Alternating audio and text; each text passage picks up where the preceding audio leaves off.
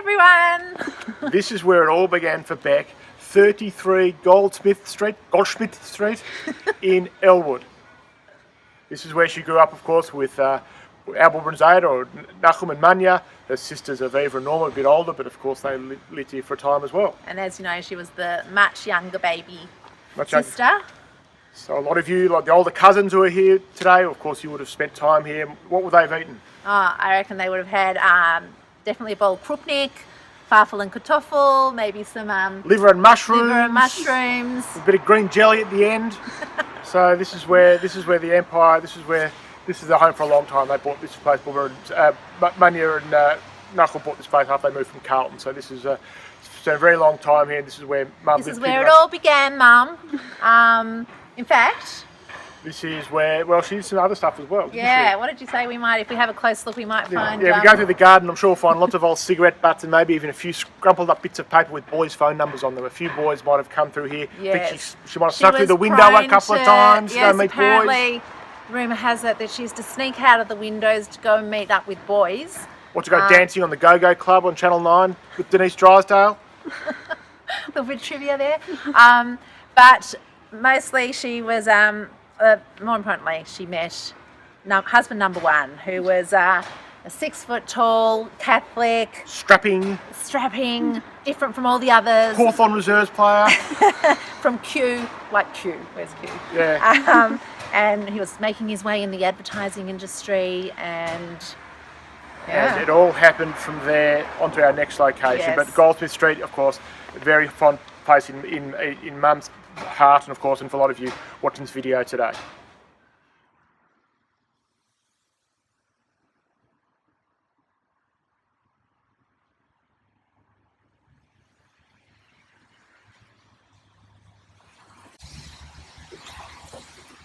Hi everyone, so this is St Kilda Street, Brighton, proper Brighton, and this is where the young married couple, Beck and Noel, moved in about late 1965. I was only a few months old. They lived here for about 5 years. It was a nice little snug 2-bedroom place. But of course, Courtney came into the world in August 1968, and we would share. The 4 of us lived in this house. Flat. Flat. It was a nice little cosy place, big enough for Mum to host a dinner party that made the social pages of the Herald. I'm not quite sure how that happened.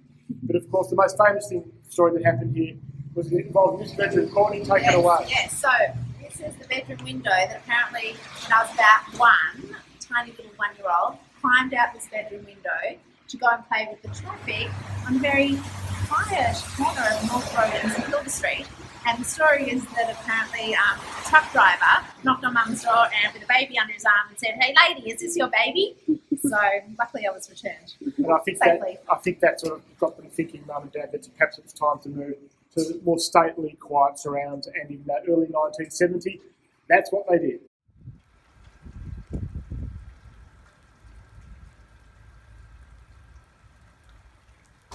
Welcome to number 6 Lorien Avenue, bought by Rebecca and Noel for $20,000 in 1970, and which she lived here for 24 years, eventually selling it with Bruce.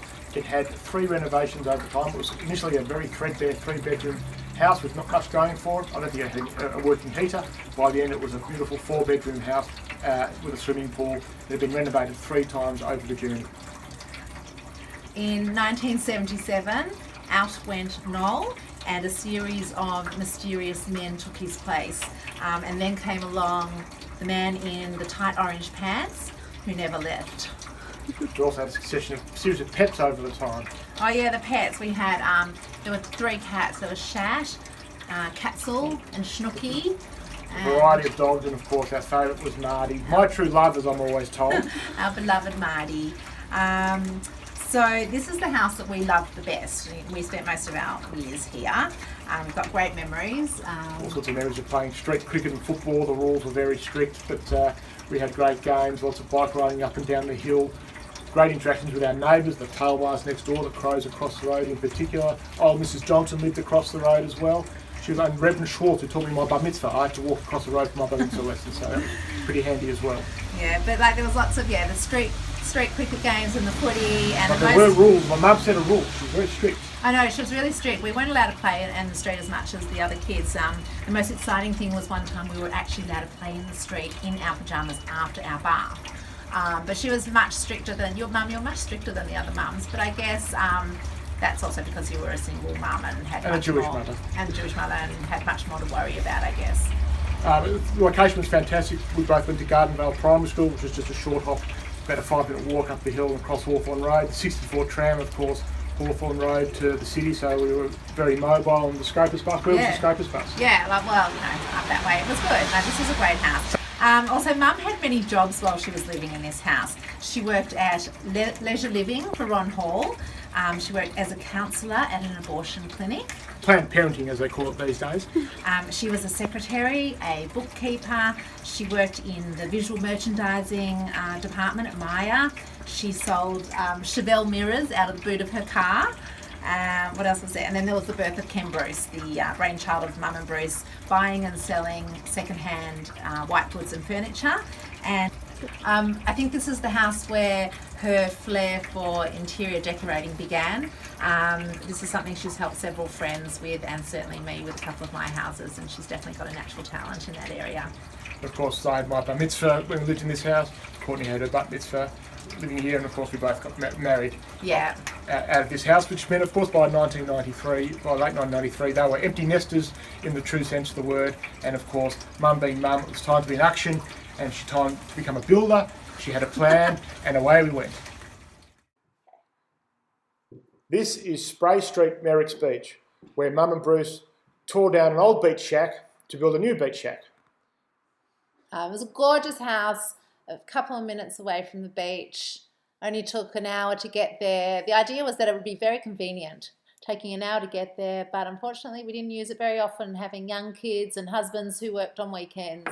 But it was fun when we went there. They did a lot of entertaining, saw a lot of their friends there, fell in very much with the Jewish Western Port community that had been founded by Charlie and Dorothy at Balnarring. And this place, unlike Balnarring, had a TV, so it was pretty cool. A TV and lots of spiders, but apart from that, it was great. So they spent a lot of time there, but then it got to the stage where their accountant tapped them on the shoulder and said, if you hold to this place for much longer, you'll never see Europe again. So they sold it, and as you know, they've seen plenty of Europe.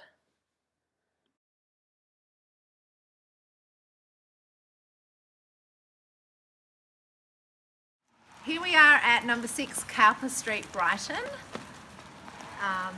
This was the dream home, designed by and built by Alan Huff.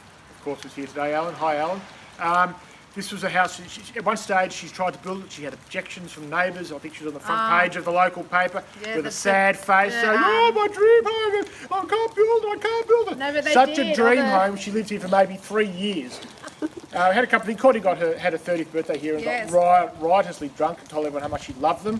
I did. It was a really good party. That's sort of one of my fondest memories of this place. Getting really drunk here on my 30th birthday. Romy L'chaim was here when she was born. It was a nice little house. They actually, once they did a renovation or an extension to make their master bedroom even more masterish. But for whatever reason, the dream home didn't quite work out. And after 3 years, to the surprise of absolutely nobody, it was time to move once again.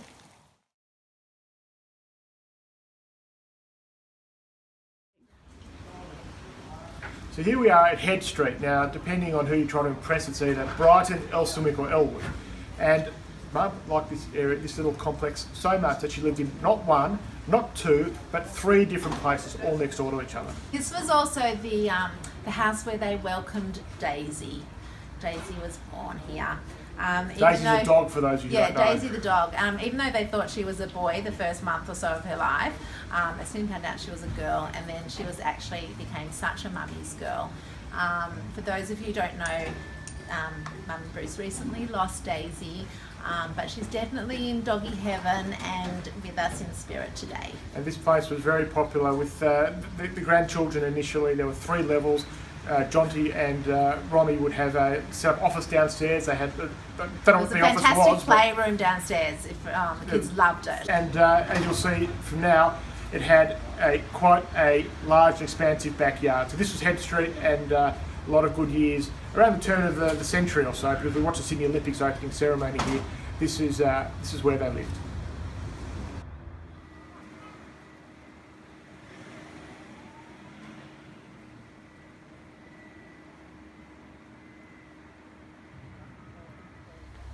So this is a metropolis in hoity-toity St Kilda Road, and this was going to be the sea change for Mum and for Bruce.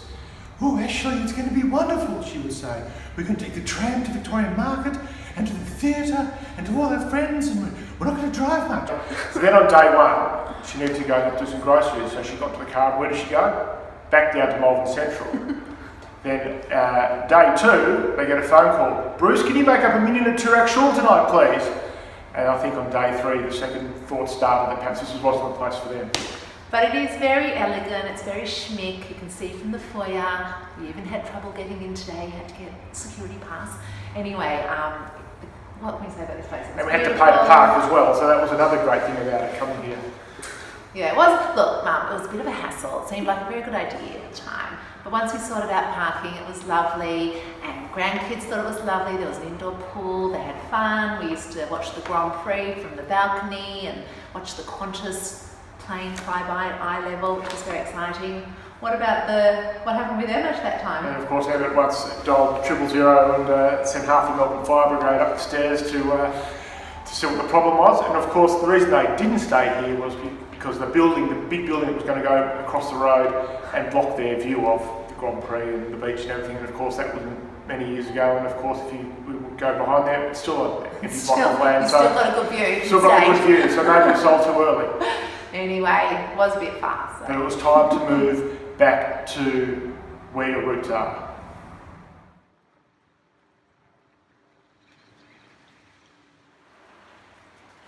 So here we are at their final abode, Unit 2, 123 St Andrew Street, Brighton. They're still here, I can't believe it. So this was another building project, and they've made friends with everyone. They made friends with the builder who lived downstairs, the Russian neighbours behind, the lady next door. They're basically just friends with everybody. Except for the pedophile 2 doors down. They love this location, they absolutely love it here. Hopefully this is the last place that they'll be in. Until they go to any Monash. Yeah, but they love it. They can walk to the movies, they can walk to the pub, they go to the cafes. She's got her manicurist across the road. Everything's walking distance. They love it. The new Coles, the flagship Coles store, which she loves. But they're not quite right. I think they still have to wear a disguise when they go to the pub, having tried to unsuccessfully get it closed down last year.